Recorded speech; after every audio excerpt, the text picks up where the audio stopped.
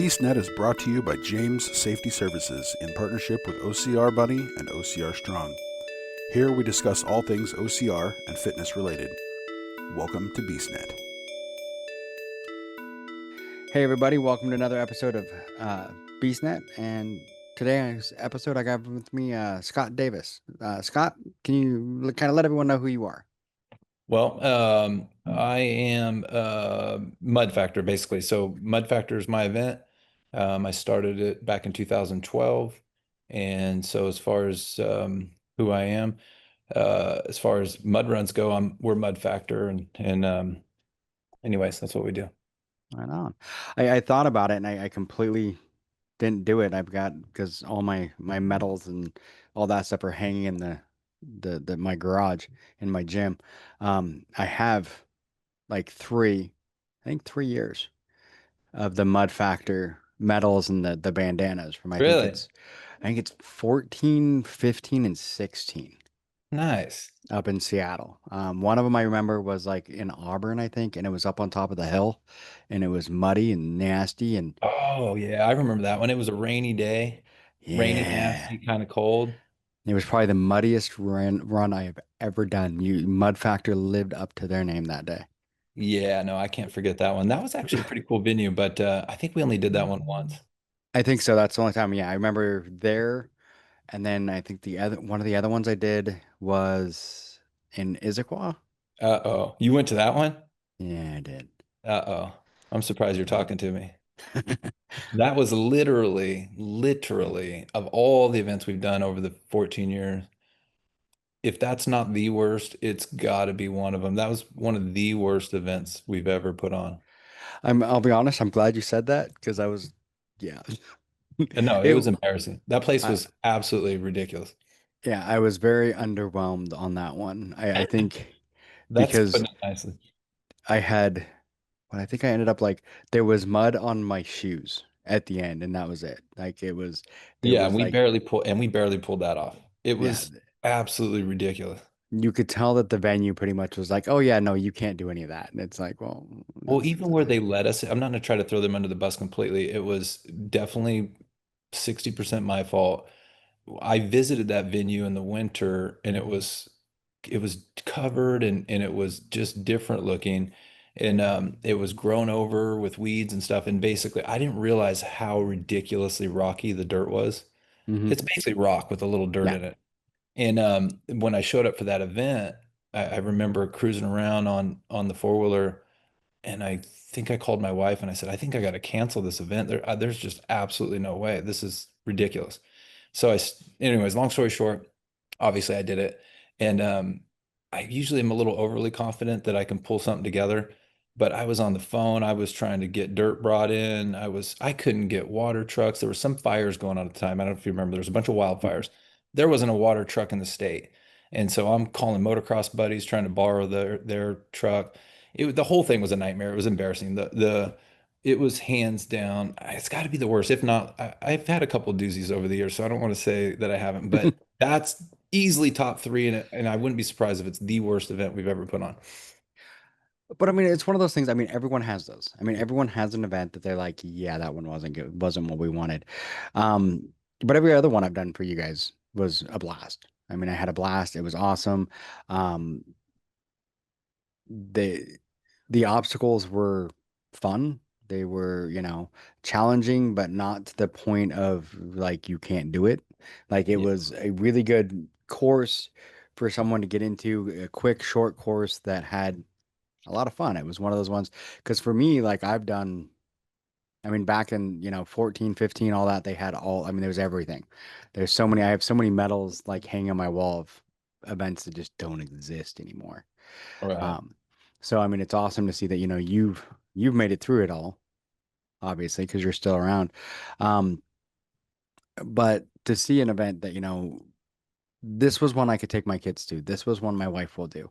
My wife won't do like the bigger ones. She won't go like she's like no. The Spartans, the Tough Mudder, those ones. She's like no, I don't want to do those. I want to do ones that are fun.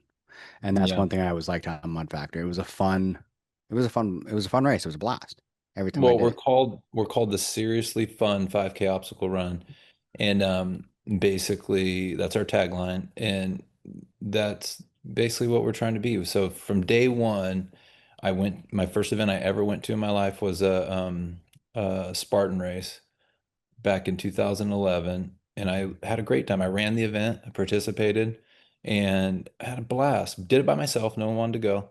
And I thought, man, this is awesome. But what I didn't want is the competitive nature of it. My whole background's competitive. So I was a professional motocross racer for 10 years. I owned motocross tracks after that, and I love motocross and I love the competitive nature of it. But for the run itself, when I'd been running these motocross tracks that I had for 10 years and I saw an opportunity to do a mud run, I thought, hey, this is great, but I want something my wife and my kids would want to do. Mhm. And so from day one, and that was the mission. And then back in the day, the insurance company, it was a new industry, so the insurance companies were having a hard time putting their heads around what they were insuring. It was difficult to even get insurance. It was very expensive. And when I asked them from day one that I wanted to have kids, they weren't even talking about, they were absolutely not. So it was, Yeah. 18 and up. And anyway, so basically I said, hey guys, I'd like to do this, but I'd like to do kids. And they said, hey, the insurance company said, if you can get through a season with no losses, basically, then we can talk.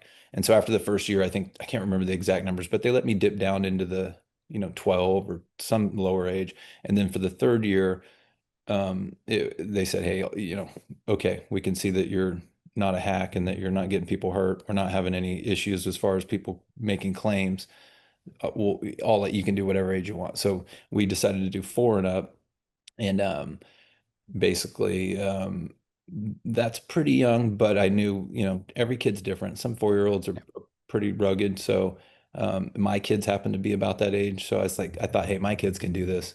So, and they did. The first runs that we were allowed kids, my kids came and did it, and I was like, okay, we're good. We're gonna be fine. Yeah. And like I said, that was one thing that I always loved about it. I mean, you had during that time, like I said, where there's so many different ones. You had some of them because I did a couple of them where all of a sudden I'm like, yeah, I don't even want to touch that obstacle because it looks like it was built by like a drunken monkey, and I don't even want to. I don't trust that. Your obstacles were always, good. They seemed safe. They weren't, They are and safe. like, So those obstacles that you saw, we started in 2012. We build the exact same obstacles today. So we have basically 5 staple obstacles. We don't build them all every time. It just depends on the situation, but we almost always build them all. Like last week, we are in St. Louis. They had lightning warnings, and so we have a metal wall that we build. We call the border. I didn't put that up because A, it was so muddy from all the rain we already had. When that thing's covered in mud, it's a little bit sketchy. And so typically we put that in an area where most of the mud's off your feet and hands before you get to it. And sure, it gets a little muddy. It's a mud run, but it's not covered in mud. yeah. And so last weekend in St. Louis, I made a decision, not out of being lazy. It was I don't think we could use this regardless if there's lightning in the area. And if there is, I certainly couldn't have anyone on that thing. So we didn't put it up. But anyways, that's an example of we almost always put all those obstacles because there's not that many. 5, when you say all the obstacles, that's not a lot of obstacles. Yeah. So by all means, I want those obstacles to be there. But truthfully, my event is definitely, I can tell you this, if somehow I did no obstacles, none, not one, and I had all my dirt and slide features, my mud up basically, Mm. I- people are pretty happy. It boils down to, at my events, the satisfaction rate tends to boil down to the mud features we make and how fun our slip and slide is. Like I said, we're a fun run. All our advertising is slip and slides and mud. We rarely even show obstacles Yeah. in our just because we're not obstacle heavy. So our obstacles are they're I believe they need to be there, but they are kind of an afterthought as far as the entire run. The mud is my concern more than the obstacles. Which makes sense. I mean, your name is Mud Factor. And then, like I said, that's one of the things, like I mentioned my wife, she doesn't want to do like any of the bigger ones.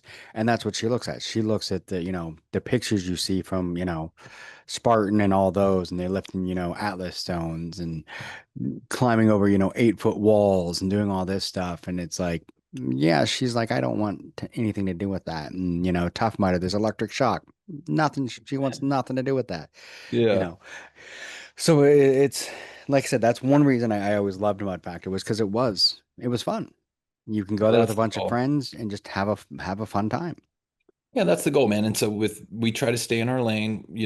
Basically most of the hate mail we get, emails we get, it starts off, and I always know it's going to be a negative email. It starts off, it says, "I've done 20 Spartan races and 13 Tough Mudders," and then they go on to tell us how shitty we are. And when you compare us to them, yeah, Yeah. we're going to be disappointing. So what I tell people when I talk to people, like a gal on the flight yesterday, I went up to Portland to check out this venue yesterday, and she was asking me about what we do, and I said, "Hey, think baseball. If you're thinking baseball," because she was talking about Spartan race, she's seen it, she's seen her girlfriends do it. I said, "Hey, if that's baseball, that's the major leagues. We're t-ball, so we're still baseball, but we're literally pee-wee t-ball, and we're Yeah. not embarrassed by that. We're not embarrassed to be t-ball because without t-ball, there are no major leagues." And so Exactly. I confidently believe, just like motocross, my sport that I actually know, without your amateur level, grassroots, local, small tracks, there is no supercross, there is no motocross on TV, because you start there. If that's not enough for you, you have something to climb up to. But T-ball, in my opinion, mud factor is a big part of OCR indirectly at a lower level, because there's Hmm. plenty of people that come to my event, had a great time, but it's not enough challenge for them. And that's awesome. That's the whole point. So if my event is too entry level for you, I totally understand. And if you outgrow it, and oftentimes a lot of people that are hardcore OCR, I see plenty, and we get emails all the time from hardcore guys, even some up in the PNW, that that's my event is where they bring 8 or 10 people that are intimidated by a Spartan race. They come to my event, shoot, a year later, they're going with them to the Spartan races. Yeah. I mean, for me, I did Mud Factor before I did any of the big ones. I mean, Mud Factor was probably the very first one I ever did was Gladiator Rock and Run, which doesn't even exist anymore. I remember that one. Yep. Yeah, they were out of I, SoCal. yep. I did that one. It was actually at the Pacific Northwest Raceways or whatever it's Yeah. called now. I remember it as SIR. I still call it Seattle International Raceway, but that's where I did that. That was the first one I ever did. And then I did Mud Factor, and it was one of those things, like you said, I don't think I ever would have stepped up to a Spartan if I hadn't done Mud Factor first, and that's kind of one of those things because it's that great, like you said, it's T-ball. You do that first, and you're like, I like this, but I think I could step up a little bit. Or some people are like, I like this, and I think I'm just going to stay here forever. Cool. Yeah. I mean, we get definitely some people that when I see their names, that I look them up for something, and I see they've been 6 different years, and I think, wow, that's pretty cool. I always make sure I tell them I appreciate their support, but yeah, man, it's fun seeing people return. But by and large, any fun run, whether it's my mud run or any fun run, 90 something percent of the people there have never been to a mud run. Mhm. And I know Yeah. that for a fact by their entries, by their emails, and I know that also because our announcer goes, "Hey, how many first time mud runners do we have today?" And literally everybody cheers. Yeah. Yeah. So and that's great, man. That's cool. But I mean, that's the thing is, I mean, it's one of those things, and we've talked about, on the show quite a few times when I've talked to other people.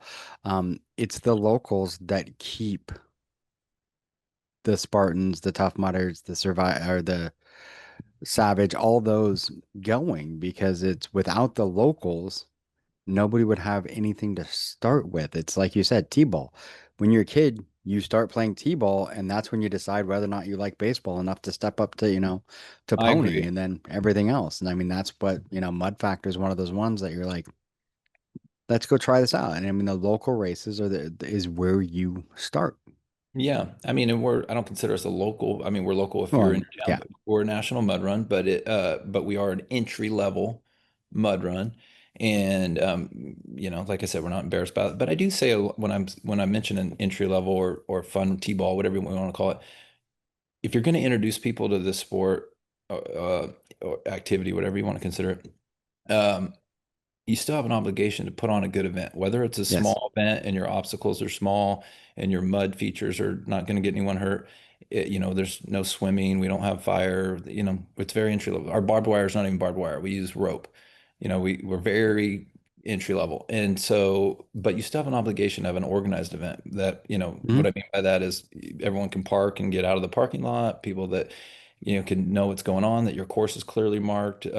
So for what we are, my concern is to put on an organized event, and especially, stuff like if you're gonna have an event, have an event. If it's gonna get canceled, reschedule. If you can't reschedule, refund. Basically some basic common sense. Basically, you know the deal. There's so many mud runs that have came and gone. Hmm. There's one that's still there that I have no clue how, but if you're I probably know kidding, which one you're talking about. everyone knows what I'm talking about. But they're absolutely pathetic. But my point is, if you're gonna help grow this sport, if you have a good event and you make good on your promise, like I said, and make that event happen, and if you can't, there's times when you can't, you have to reschedule. And if you can't do that, you have to refund. And it's the reason most of these mud runs are gone. And there was literally countless. We could go spend Hmm. hours talking about the ones that came and gone. It's because that's the base. The reason Mud Factor still exists, we have never ever put on an event, or excuse me, we've never had to cancel an event that we haven't either rescheduled and rescheduled the event and not an hour away, so rescheduled the event for the same venue, or refunded everybody. And so, along the line, man, just basically being decent business guys. Every venue we have, you pay your bills. If you break something, you fix it. If you can't fix Hmm. it, you pay for them to fix it. And otherwise, you're gone. And that's when you say that we're still around. The reason we're still around is because we don't travel this country burning bridges. It's just this country gets real small real quick if you're out burning Yeah. bridges. I tell Oh, it people does. this, like if I got a new, say I called you and you're a new venue, I say, hey guys, go to my Facebook page. You can scroll down to past events to 2012, literally pick any of them, contact that venue and ask them what it's like to have Mud Factor there. And I absolutely guarantee you, I don't guarantee you they all love me, but I can guarantee you they can't say we didn't pay our bills. They can't say that we burned them in any way. They can't say we didn't leave that place as clean or cleaner than we found it. And the huge majority, I think, would definitely make people. And I know because venues all the time, I'd say, hey, pick anyone. I don't want to cherry pick. Pick any of them. Pick a couple. They always call me back and say, hey, when do you want to do an event? Yeah. And that's important, for doing these mud runs long term.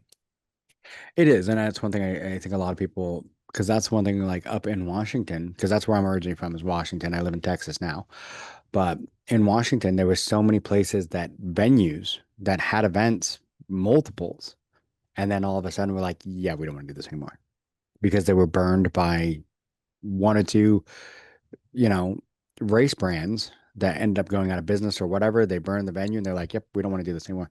Well, that's the hard part, right? So it's like I'll go to a town and some of these other promoters, particularly the one that still exists, will have burned a venue, and now I can't do business there, or I have to really have an uphill battle because they're so standoffish because they've been burned. So it's like it really puts a sour taste on the venue owners, makes it hard for other mud runs to come there, and it does the same for the participants. When you buy a ticket to a certain run and then they cancel or and don't refund you, or basically I have a hard time selling you a ticket because the majority of people that come to my events, they don't even know we're Mud Factor. Literally, if you walked up to them and said, hey, what's this called, they'd go, the Mud Run.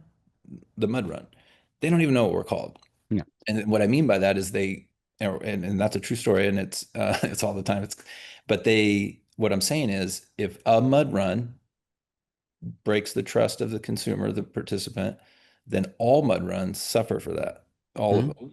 And so that's I run it all the time. We get literally every week we get emails. You guys are you know cuss word.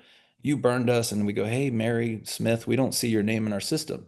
Can you please help us out? There, screenshot any sort of email you've ever had with us, and boom, it's a screenshot from a different mud runs literally all the time, and it's just kind of frustrating. Yeah. No, I could see that. I mean, it's one of those things because I do, one of my hobbies is comedy, and I've seen that with comedy venues where all of a sudden someone goes to a bar, they convince them, they're like, hey, we should do a comedy show. And then the person has no idea what they're doing. They burn the venue. And the next time one of, a producer like me who's done other shows walks up and says, hey, we should do a comedy show here. And they're like, nope, we tried that once and it was horrible. You Yeah. know, no, they Yeah. didn't pay their bills. They didn't pay, they walked out on the check. They did this, they did that. And it's like, awesome, Same so deal. yeah.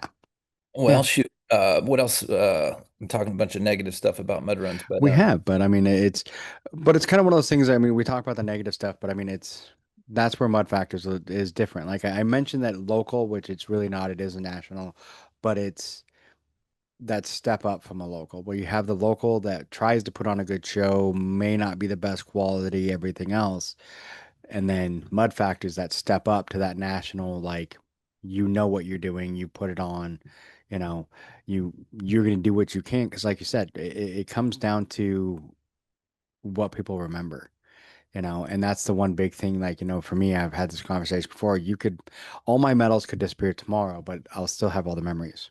I'll Mhm. still always remember that. I couldn't tell you which year of the medals that I had from Mud Factor was that Mud Fest in Auburn, but I remember it very well. Yeah. Or which medal I got that day, but I remember the event. So, Hmm. Yeah, that's cool. and I mean, that's what, you have the memories and everything else. And I mean, putting on the great show.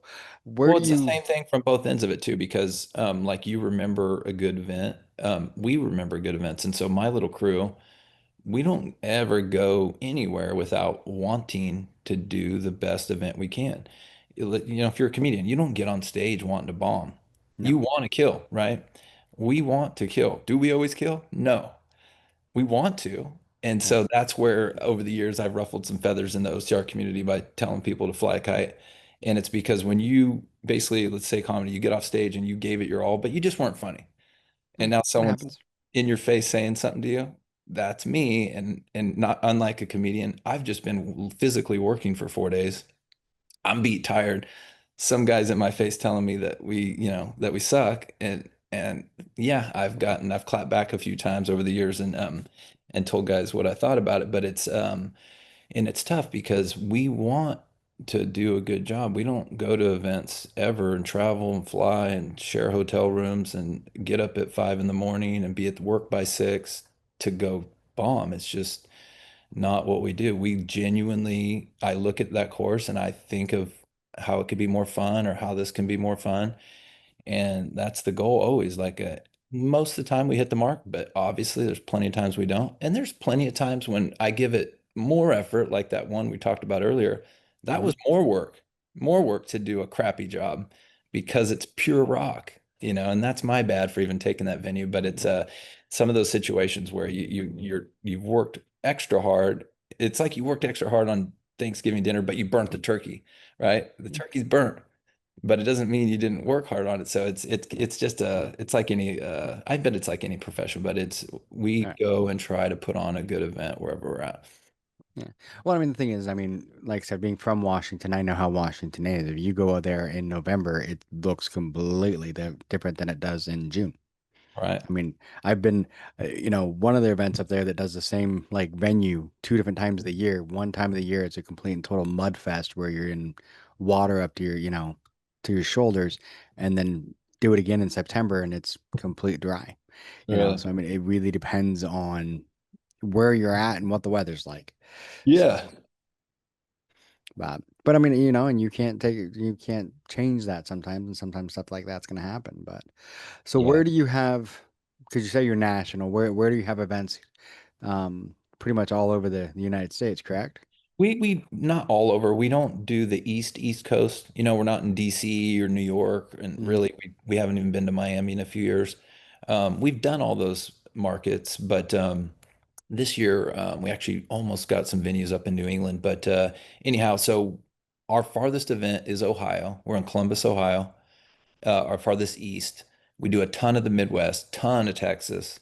We do probably more events in Texas than anybody. We do Oklahoma, Nebraska. Last weekend was St. Louis. The week before, we did two events. We did one on Saturday in Tulsa and Sunday in Wichita. And then we're all over, man. So a lot of the West Coast, we do Denver. We're even doing Cheyenne this year, a new one we're trying out. We've got Portland area coming up next weekend. And Nice. actually, next weekend is Portland on Saturday, and then Eugene on Sunday. And then we even do Anchorage, Alaska every year. We're the only mud run that goes up to Anchorage. We've been going up there since 2013 or 14. So that'd be a fun one. It's a fun event. It's not the most impressive event as far as actual mud runs go, just because we're in a beautiful park right next to the airport. So we literally can't dig. I Yeah, can't dig anything into the ground. So all our dirt features are above ground, which we basically over the years, we every year we get another 80, 100 yards of dirt brought in. So now by now we've got like a mountain there. So I do have material to work with. So I definitely get them covered in mud in a few places, but it's not mud heavy. There's only a few places around the course they let me make some sections of mud features. yeah, We have a cool slip and slide there. That's actually kind of a saving grace there. But just being there, we just like going there. That's not a huge event, but it's just the whole crew. We literally look forward to going there all year. that's awesome. I've But always wanted to go to logistically, Alaska. it's tough. When you try to do a run up in Alaska, logistically, it's tough. We don't really have any, we don't have a truck up there. Like on the lower states, we have trucks that go to the events. And up in Alaska, we fly up there with backpacks and a suitcase, and basically everything we have to put that event on is at the park. They let us use the an old military bunker for storage. So over the Nice. years, we've accumulated quite a bit of stuff there. But Anchorage is kind of like the retirement home for all like say we have a cargo net that's getting pretty, had a lot of use on it, or a starting line banner that looks like a pirate's flag. That stuff ends up in Anchorage. It kind of a retirement home for it, where it still gets to get used once a year. Hey, Even it still all the gets you. audio speakers, you name it, everything's up there. Hey, you got to do what you got to do. I mean, which is cool that they let you store everything up there. I mean, because that was one thing that I was thinking. I mean, because I know that's why a lot of people don't do Alaska or, Hawaii and places like that, because you have to ship everything there or get it local. Yeah, you have to have a pretty big event there to even break even. It's tough. Our first year we went there, we actually killed it. We went there kind of accidentally back in 2013 or 14, and when I say accidentally, I just went up there for vacation, and I was walking around this park, and I ended up running into the guy that runs the park, and we started shooting the shit, and he said, why don't you bring your run here? And I said, man, that'd be tough to get stuff 3,000 miles up there, and he goes, well, and basically he encouraged me to do it. He goes, man, this is a very fit community, very Hmm. outdoor oriented. And so he kind of talked me into it. And the first year we went there, I think I know we had over 6,000 runners. So it was a really good event. I would have been happy to get 2,000 there. It's not a big community population wise. So anyways, we kind of knocked it out of the park. And since then that event settled way down. I think every year we barely ever hit 2,000 anymore there. I think last year we were probably 1,500. And Yeah. that's, kind of, it is what it is, but we still enjoy going there, and we have a fun little event there. It's just cool. Being in Alaska is pretty awesome. Yeah, I've always wanted to go there. What's funny is the company I work for now, I work for a company that's in Alaska, but I'm in Texas, so I work from home. So, What part of Texas are you in? just north of Houston. Gotcha. So up in the Woodlands, Conroe area. Yeah. Yeah. We do a bunch of Texas events. I can't, 5 or 6 Texas events a year. Yeah. I was looking at that. I think most of them, it seems like most of them are west. We've got a couple Amarillo, Lubbock. We do Yep. McKinney, which is north of Dallas, right? Mhm. McKinney, and then we've done that every year for years. And then we no Houston this year. We've done that quite a few times.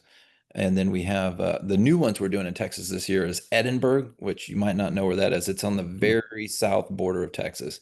I mean, 10 minutes from Mexico. I mean, Hmm. probably from Houston, a good 5, 6, 7 hour drive. I mean, Yeah. it's south, south. And then we have one in Corpus Christi this year that we've never done either. And I don't think that's Yeah. too far from Houston. No, it's not too far. But I mean, it's kind of that's the fun part in Texas is everything is like pretty much far, really. But Yeah. it's like I can drive for 8 hours and still be in the same state. Yeah, no, that's a lot of state. It is, it is. When I drove down here from Washington, yeah, there was one whole day just driving across Texas. I'm like, I drove across 5 states yesterday and just one all the Right. way across Texas in one day. Now But you yeah, get to Texas and you think, oh man, we're almost there. And like, we're no, almost there now. you're like halfway. Yeah, pretty much. But right on. So how do people find Mud Factor? I mean, online, website, Facebook, all that fun stuff. Yeah, we have all that stuff, Facebook and whatnot. And but everything's just Mud Factor, and our website's mudfactor.com. Um, yeah, pretty basic stuff. Right on. Right on. I'm gonna have to look into the ones here that are here and look and find one to do. Or get up to Alaska just for fun to do that one. That that's a fun one, yeah. No, we got quite a few, plenty of events, but yeah, man, we plan to keep doing them. We're already putting our 26 schedule together, and yeah, we're not going anywhere, man. We're a small run, right? We're a Yeah. small mom and pop company, much smaller than any mud run that's ever existed long term, I guarantee you. It's and what I mean by that is our crew on the road small, our crew in the office is small. Over the years, we've back in the day when mud runs were, trendy and popular, and a small run was 4,000 runners. Um, basically we had a large office like everybody else. Basically, when we started, I was just trying to copy Warrior Dash. That's really what we were. Hmm. So I went to a Warrior Dash after a Spartan. I thought, okay, this is more what I would like to emulate. And then, and I really liked their marketing, and I really admired basically everything they were doing. They put on a really fun event. They And did. then, basically, so that's who I was trying to copy. And, um, oh, so I was trying to copy him. So we had large office, right? 10, 11 people full time in the office. On the road, I always had 5 or 6 guys for my actual build crew. And then over the years, it's whittled down to, 3 people on the road, myself and 2 guys. And we have a few that fly in for the event itself, like, for a gal that flies in for the registration booth, and another guy that flies in to help us do overall anything. And he actually does our parking, typically collects money at the parking area. But anyways, we're small little crew, man, small in the office. Our entire office is 3 people, right? And so that went from 10 in the office, for years, to just whittled down over the years. And it's basically, as these events shrunk down and got smaller, I had to decide if we were going to chase something else, or if I enjoy doing this, if we can make this work. And so basically, over the years, I've always been hands-on, right? So Mm. I've never been at an event, Mud Factor's never been an event where the owner's, at the office and there's some guys on the road and he checks in with them. I've always been the guy on the road. So I do both. I'm in the office, I'm on the road. Almost every dirt feature, every mud, dirt, anything ever built at any mud factor, I personally did that, right? So I'm on a bulldozer, I'm on a skid steer excavator, I'm on the water truck, and I don't build the obstacles, but plenty of times I throw on a tool belt and a screw gun or whatever, and I help the guys do, wood stuff. So we just get it done, and yeah, and we have fun with it though, man. We enjoy doing these events, but we're a small company, and um, we're not embarrassed by that. We just we go around and have a good time. We enjoy traveling. We enjoy the people we meet at these venues and in the community, and try to have fun with it. You can't do this for going on 15 years now if you don't. You can, I guess, but it'd be kind of a bummer if you didn't enjoy it, Yeah. right? No, and I mean the thing that is nice is being a small company like that because I think in all reality, I think that's why some of the ones like Warrior and some of those ones that did kind of go away was because they became too big. They Well, became to that totally. point where their overhead was beyond what they were making. Well, look at Tough Mudder, right? Hmm. They were killing it Yeah. on paper, right? Or looking on the outside, but when you're top heavy like that, and remember they went under before COVID. Yeah. Right before COVID. So think about COVID. Now think about if you're Spartan Race or any of these guys that have a big beast, a big machine going, and COVID hits and you're out. Well, I was the same way when COVID hit, and overnight we're thinking, whoa, there's no season. Well, the good part about being small, I don't owe any money to anybody. Literally, I don't have any debt. I have no credit card debt. Our company doesn't owe money to anybody. We don't have any payments on anything. So everything we have from trucks to assets, we own it. And Hmm. I'm not saying that to brag. It's still a small asset or small amount of stuff, but my point is that I'm not leveraged or vulnerable to, if we had to take a season off, like hopefully that never happens again. But imagine, that's pretty scary times when you have a big machine running and a lot of overhead, and stuff comes to a halt, or even in the case of like, other events before COVID, when you have that big machine going and things just slow down, ticket sales just aren't what they were. It's scary. And Hmm. so, it's always scary when income slows down, but if you're not buried in debt or buried under this big overhead, then, you know, y- like when COVID hit, I didn't like it like anybody, but I didn't lose sleep at night as far as financially. I wasn't worried that Mud Factor would go away. Yeah, We didn't have any bills. So if you don't have any bills, you know, you can make it. yeah, so Yeah, anyways, so and it makes sense. I mean, it's a good business model. I mean, it's working. I mean, it's obviously worked. You're still here, and so many others aren't. yeah, no, I'm proud of that fact. To be honest, I wish more were around. I don't So ever do I. take pleasure in events going out of business. There's one particular that I look forward to going out of business, and I can't believe they're still around. But Yeah. that's an anomaly. And if they were doing good business or being ethical about their business, I would never say that. I'm a big fan of Spartan Race. I praise them all the time. I'm a big fan of Savage Race. I'm a fan of Mud Girls. Um, there's a couple that all of them really. Rugged Maniac. I really like them a lot too. Any event that puts on a quality event helps all of us, Hmm. right? And so when I see somebody going out of business, I don't take any pleasure, quite the opposite. Because guess Yeah. what? When all your competitors are going out of business, guess who's next? I've seen it in other industries. In my Yeah. motorcycle industry, I was telling you about, well, years ago when the economy crashed in '08, I've heard some of my dealership buddies, oh, cool. My big competitor across town went out of business. And I was young then. I go, hey, man, I don't think that's cool, actually, because when he's out of business, guess who's next, bud? And guess Yeah. who was next eventually? Because you know the deal, the high tide Mhm. rises all ships, or whatever the saying is. It's true. Yeah. Back in the day, think about when mud runs were popping and everyone thought they could get rich doing a mud run, me included, right? Everyone's going to do a mud run and everyone's going to be huge. Well, that's a good spot to be in because that means there's a lot of interest in these events. So, anyways, like I said, I want all my competitors to kill it. I want Spartan to crush it. I want anyone doing business right now. I just want them to do a good job so that we all have the benefit of the trust from people when we try to sell tickets. And no, man, that's it's a good thing when the you know you want these we want these mud runs to succeed. I don't wish it any ill upon any of them that are out there doing quality events. Yeah, I mean that's the thing. I mean it's the quality because, like you said, when we were talking earlier, if you have a low quality event, people don't see the name; they just see Mud Run. That's So all it. of a sudden, it takes everybody out, and all of a sudden, everyone's like, "Oh yeah, no, I did one of those. It was horrible." And I'm like, "No, you did that event, and that event was horrible."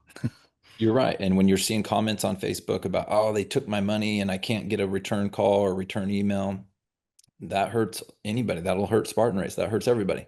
Hmm? It's not good. It's not a good look for the industry as a whole. And so anyways, we could go on and on about that, but Oh yeah. no, I want all the mud runs to do well. The mud runs, like I said, most of them are gone, but you're into this, probably know more than I do about them. There's literally countless mud runs before, even Hmm. trying to do a national thing. When I say countless, I mean that literally. There was Yeah. too many to count.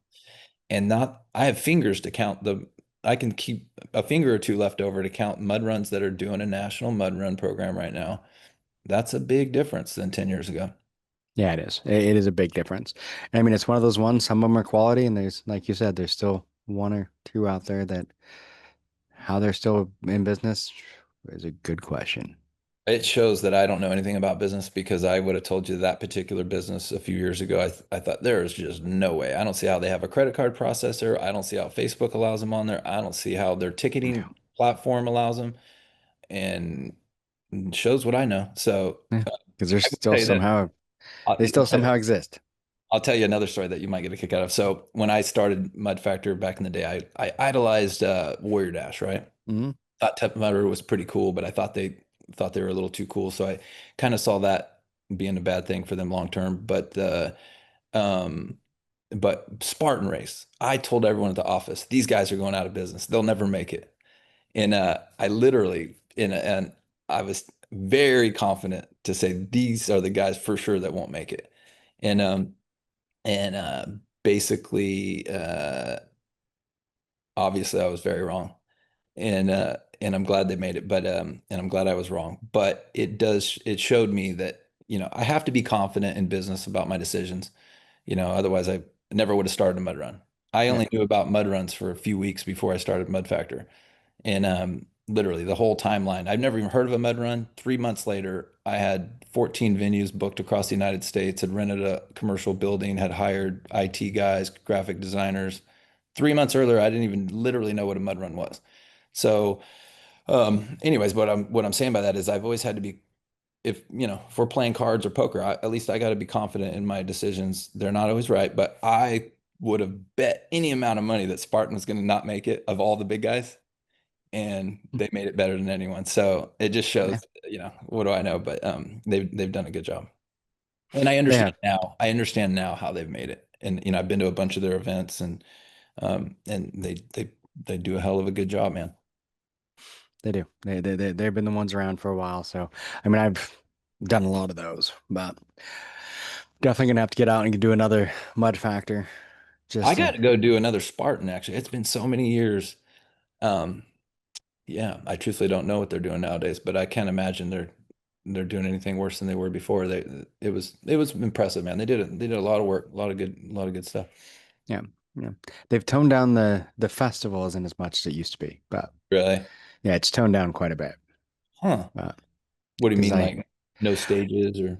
I mean, there's still stages and stuff, but I mean, it used to be like, I mean, the festival was like a full-on festival, and now Right. there's a couple vendors and some food.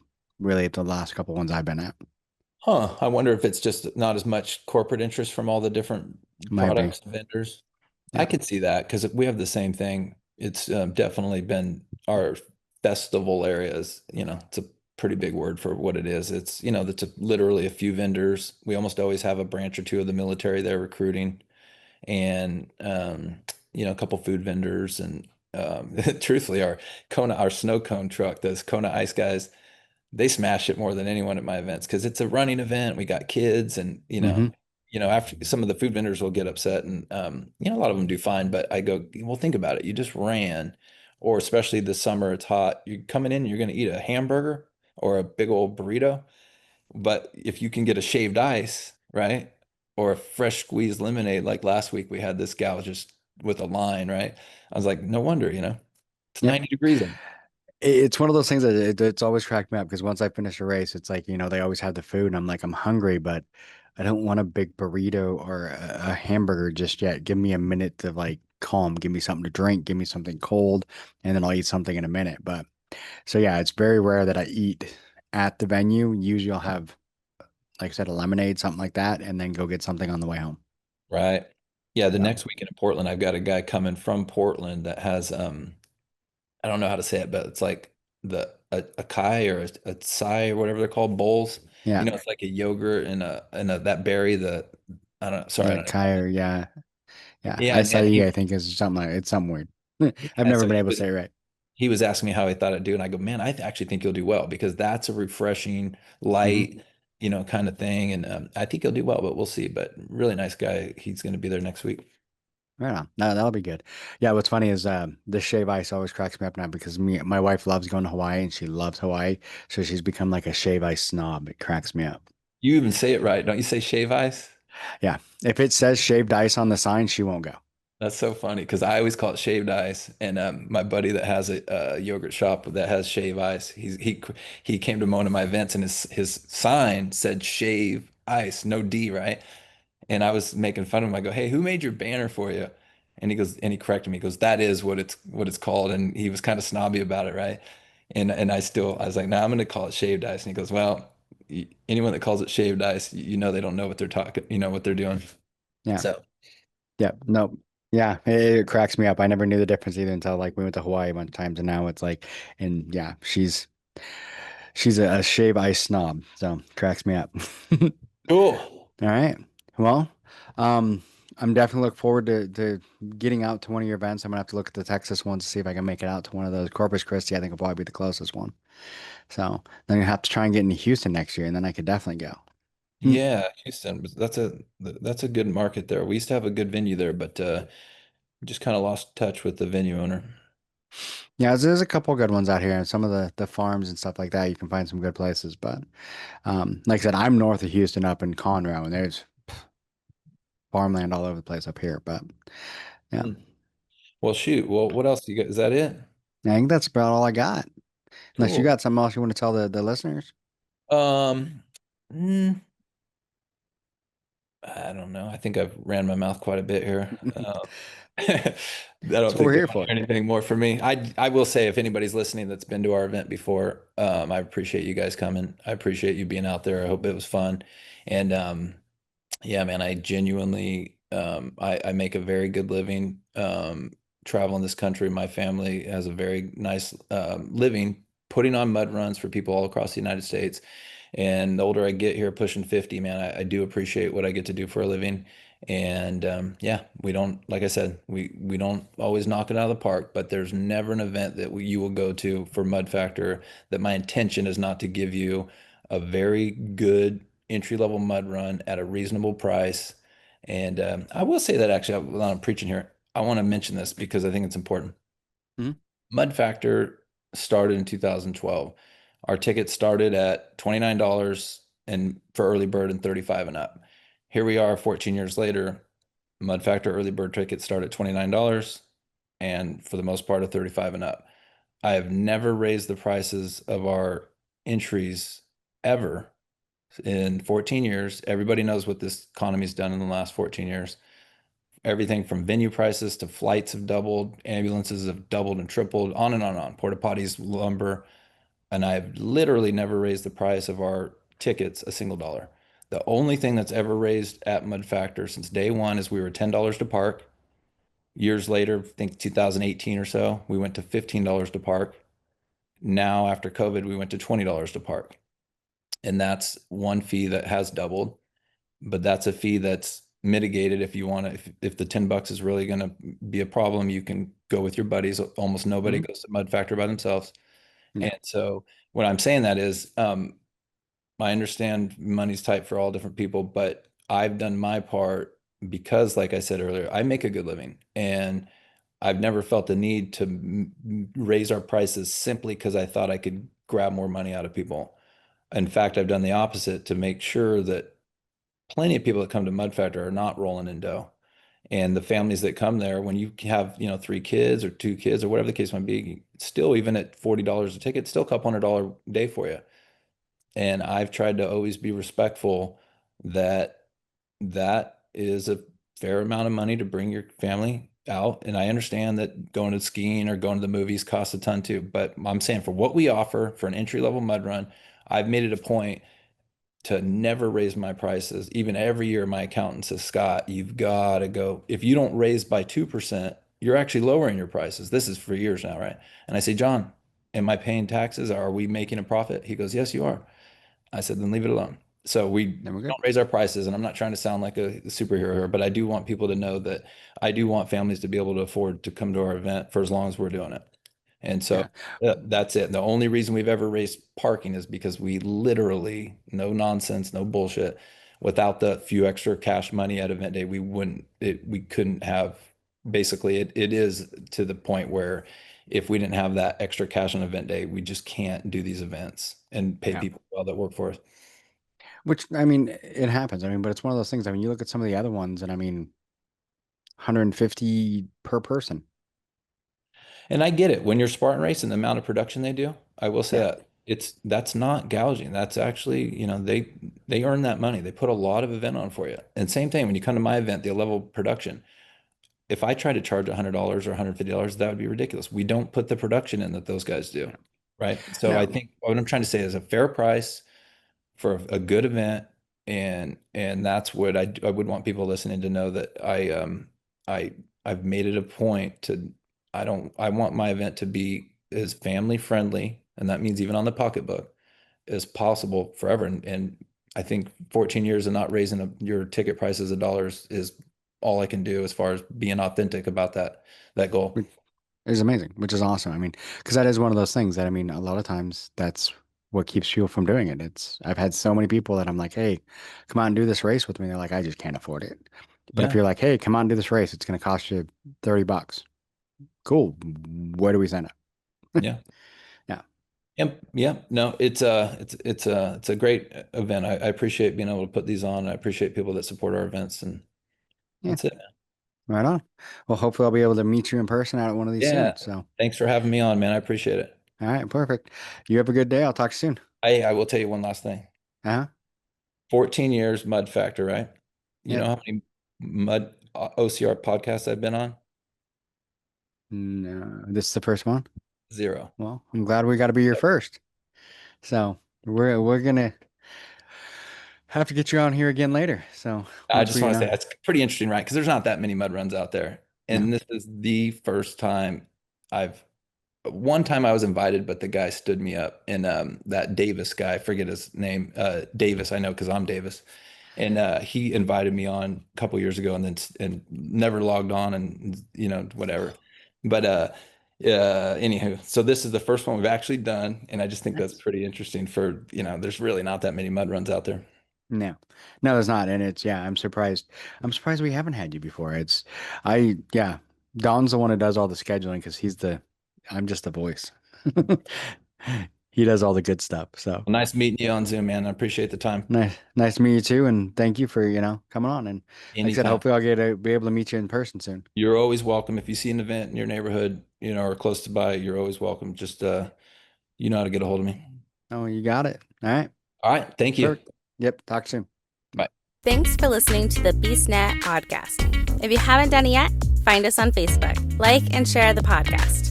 Give us a review on iTunes or Spotify. All these things will help to expand the show in the future. Don't forget to subscribe and let us know what you think and what you'd like to hear.